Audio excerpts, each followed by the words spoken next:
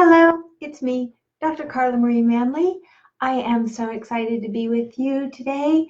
And what I wanted to talk with you about is how important it is during this time when we're all a little bit stressed, a little bit worried, and don't know what's happening in the outside world.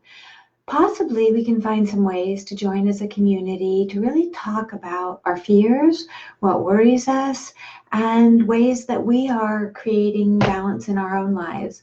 I know for me, I just found out this morning, and I hope it's not true, that our parks are closed and that we really aren't even supposed to, with adequate social distancing, be out going for walks and enjoying nature, because there were many people this weekend who didn't really listen to the social distancing requirements for the beaches and all.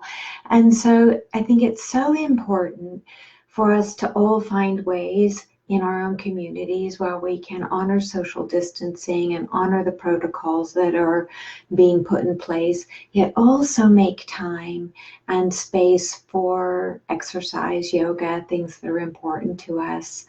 And my book, Joy from Fear, and my other book, Aging Joyfully, are here with me today.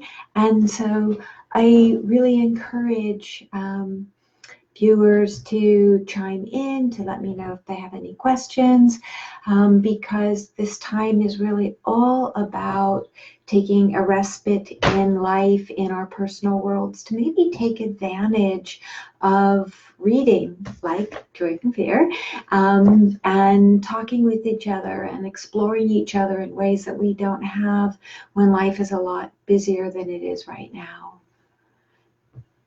So I'm looking for any comments, any thoughts. Okay, I'll keep talking.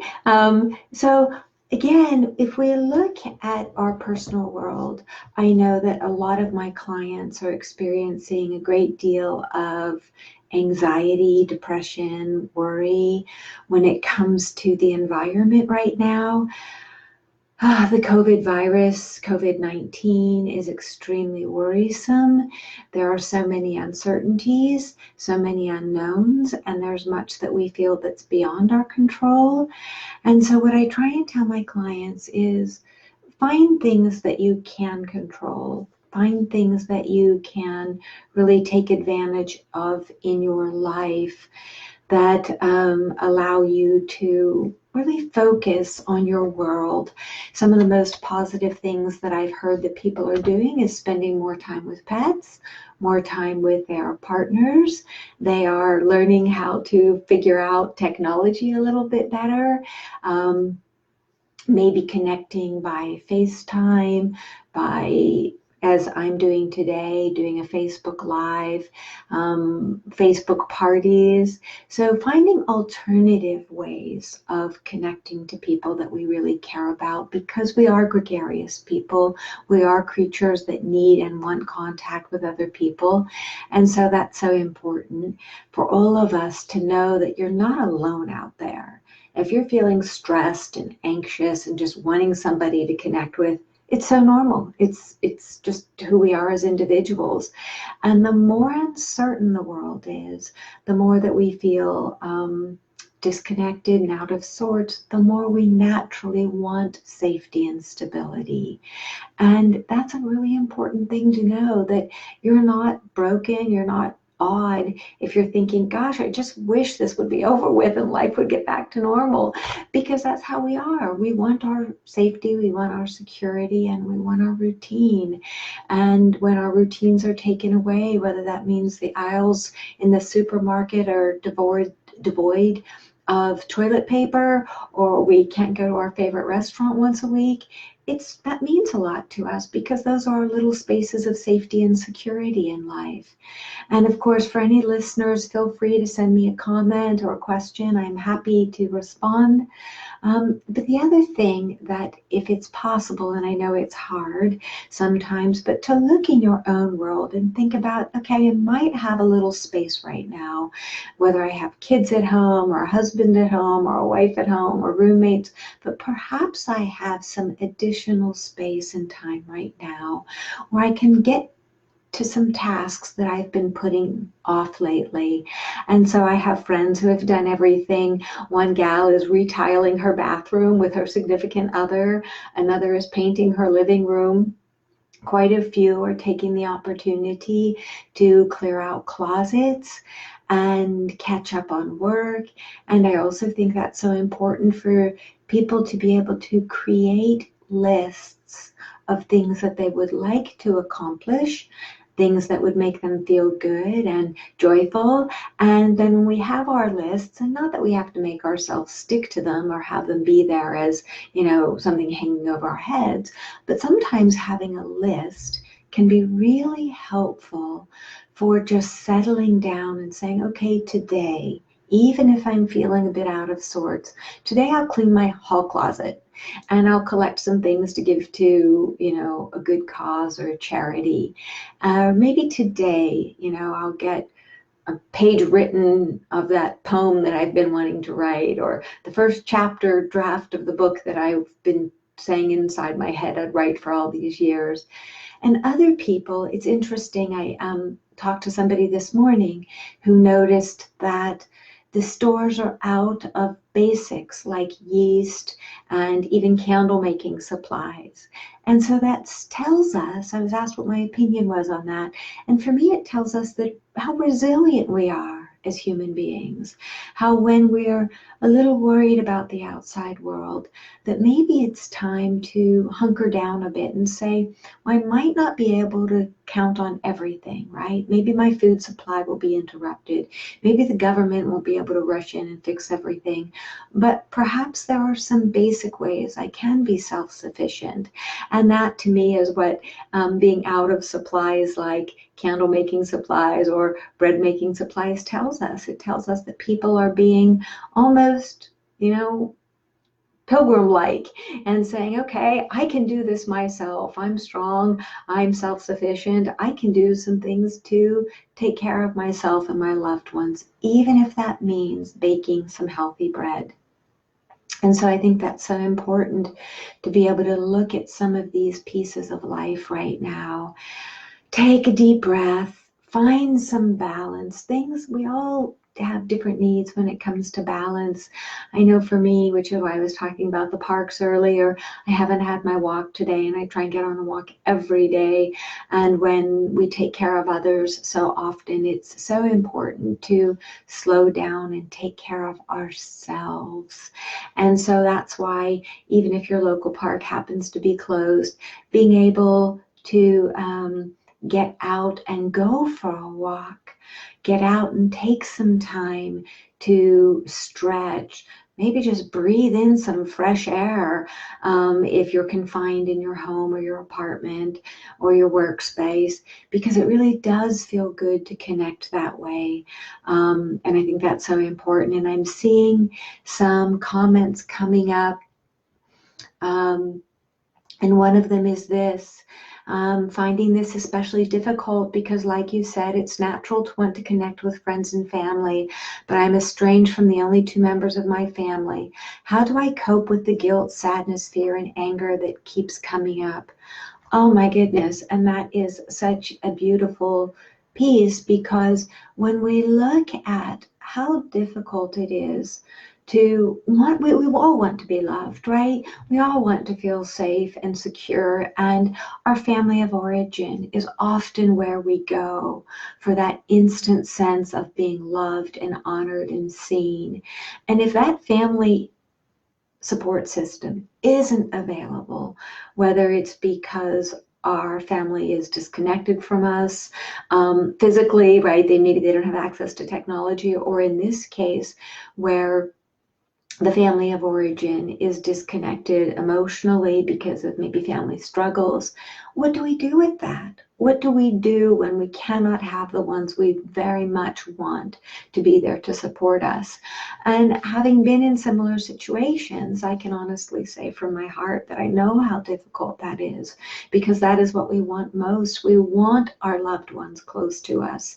And if physical distance separates us, or emotional distance separates us, right?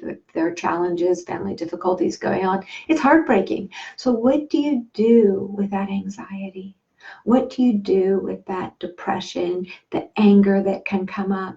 And one of the biggest things that I found is helpful, and research bears this out, that whatever we, and this sounds simple, but it is difficult actually, so I'm not taking any of this lightly, that whatever we think, be it good or not so good, be it healthy or unhealthy, whatever we think about and focus on becomes more of who we are, right?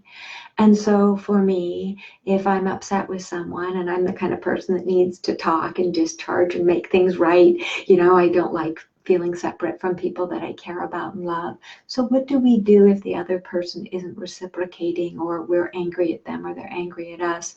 And so it goes back to the premise neurobiologically that if we are able to focus on that which we do want, not that we ignore the anger and the pain, but by focusing on the anger and the pain, neurobiologically, we hardwire that into our being.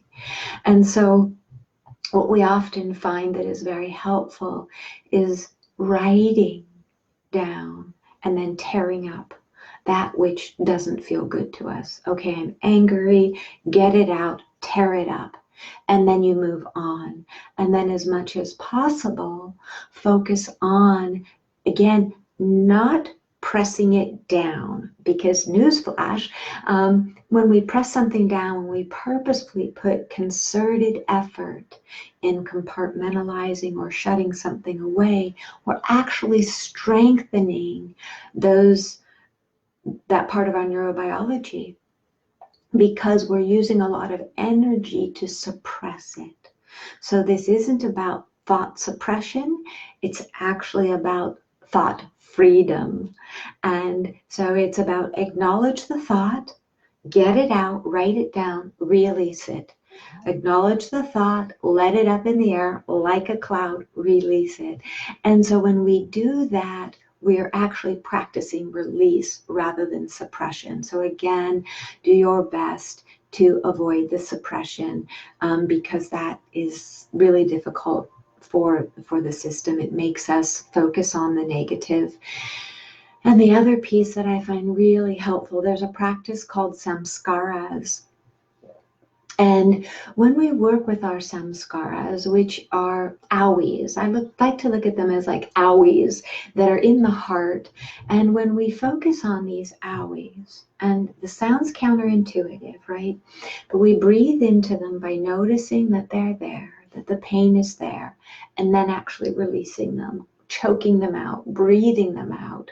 Again, we're not trying to sublimate them. We're not trying to diminish them, but we are releasing them. And so I hope that answers your question, because it's a terrific question and I so appreciate it. And here's the difficult piece, because it does sound as if it's simple. It takes so much practice. It takes, on the average, 22 days for a habit to begin to change, and 66 days for it actually to become part of our new neurobiology. So can you imagine how much effort it takes to release for 21 days, and then for, another, let's say 40 days after that? It's a lot of work, but it does pay off because it allows for the release and the shift into the positive. And I do believe that, let's talk about joy for a minute.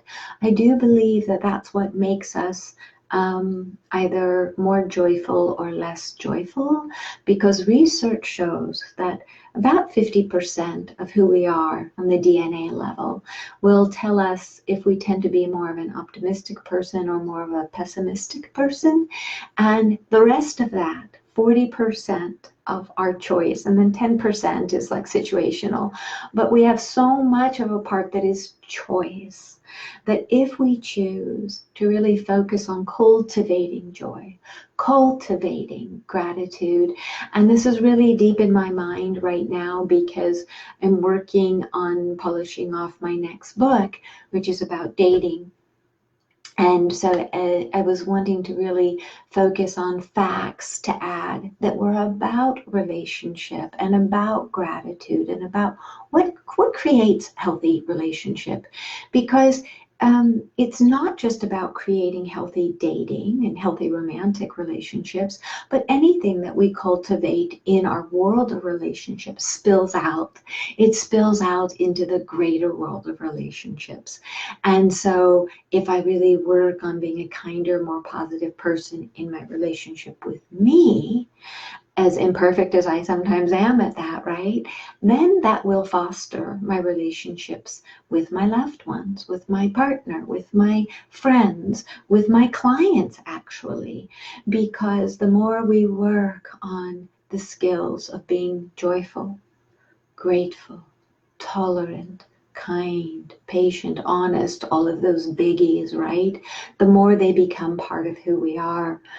And this is interesting, it's kind of an aside, but I was also researching lying because dishonesty is a trigger for me, and as it is for many people.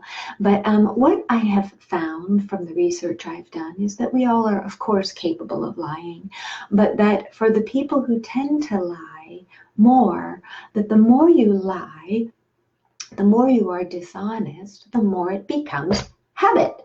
And so then you start going down that rather slippery slope of, oh, it's just a white lie, or it's a gray lie, or it's a pink lie, right? Whatever you want to call it. And before too long, you're lying and they're just slipping off your tongue without you even realizing it. And so to me, again, that tells us the power of neurobiology and the power of choice, that sometimes we have to back up and say, am I being my best, my most joyful self? Am I being my most positive self? Am I being my truest self? And sometimes that does mean that we are angry. Sometimes that means we do feel disrespected. Sometimes that means we do have to have strong boundaries that say, wait a second, I'm not going to take dishonesty or abuse or rudeness. And all of that, I think, is an important piece as we work to find joy and balance in life. And I think that's why I focus it on that so much when I write, is that I have known, unfortunately, my fair share of family dynamic issues and relationship issues. And so I've learned the hard way that how important it is to slow down, to learn our lessons. And I just have to focus on that. Learn our lessons from our hiccups and stumbles, and then move forward with as much courage and respect and kindness as we can. And I know, I'm not perfect at this, but when I do make a stumble, I do try to acknowledge it and be aware of it and pick myself up and do better, the next time around. And I think that that's one of the secrets to being joyful, and to having balance. I was just, I work a lot with other writers who ask me for opinions on their topics. And just right before I came on, I was working with a writer who asked me about why is it important, what are some of the key social skills that are important in this day and age? And I found, I offered her about 5. I think there are so many, but, I think that one of those key social skills is the ability to apologize. And so whether you're late for a meeting with someone or you forget their birthday, no matter what your excuses are, no matter what your reasons, they might be great. You might be super busy. You might be like the most important person on the planet, right? But common sense, kindness, good social skills dictate that when we've erred in any way, that we have the humility to show up and say, hey, I'm sorry. I apologize for forgetting that we had dinner planned tonight, or I apologize for hurting your feelings, or I apologize for not being on time for our appointment, whatever it is. Because, and I think so many people think that apologizing is akin to saying they're wrong, which is a big trigger for a lot of people. Some people just don't want to be wrong. And so I think that if we're able to really just look and say, hey, I apologize. I'm sorry. I take responsibility. And this is the big one. What's the responsibility about? The responsibility is the growth opportunity. And that's why I like apologizing in a really full way, because it gives me the opportunity to look and say, what did I do? And how can I cure it so I show up better next time? And so when I apologize, I don't look at it as a negative. I look at it as a chance to do better and be better. And again, I think that ultimately creates more joy and more balance, because then you realize, hey, I'm just fallible like everybody else. I'm not always going to be perfect. And so it creates a really lovely sense of being being real, being humble, being genuine. So I'm wondering if there are any other questions out there for me. Otherwise, I will wrap it up, because that's 22 minutes of chatter. And I do like answering questions rather than having a soliloquy. And this is my very first Facebook Live all on my own. So it's fun. I've been a guest before, but never a host. So it feels good to be doing something that's unfamiliar. That too gives me joy when I am able to succeed at something that's new. I like that. So I'm not seeing any other comments, but I will try to be back soon and do this again. My schedule's been a little bit wild even before the pandemic. But it is always a privilege, always a joy to show up in any way I can for other people. And I do want to thank my publisher, Familius Publishing, and my amazing PR gal, our amazing PR gal, who is Kate Farrell. And so as I sign off, to show you my books one more time, Joy from Fear and Aging Joyfully. And before we know it, my next book on dating and relationship is going to be hitting the bookshelves, bookstores. I'm so excited about that. So where people can find me, Dr. Carla Marie Manley is my website, drcarlamanley.com. Of course, you can find me on Facebook, Instagram, Dr. Carla Manley, Twitter, Dr. Carla Manley, and LinkedIn, Dr. Carla Manley. And I thank you for showing up for me today. I thank you for sharing time with me. It is always, always, always a true privilege, joy, and delight. And so I thank you very much for being with me. And just as I close, I'm going to do something that I always do when I lead meditation, which I haven't been able to do because of the quarantine. It's not been allowed, but I'll offer you a prayer of loving kindness that I do every day. May you be filled with loving kindness. May you be safe from inner and outer danger. May you be well in body, mind, and spirit, and may you be truly happy and free. Namaste. Be well, and thank you for joining me, Dr. Carla Marie Manley. It's been a joy. Take good care. Bye-bye.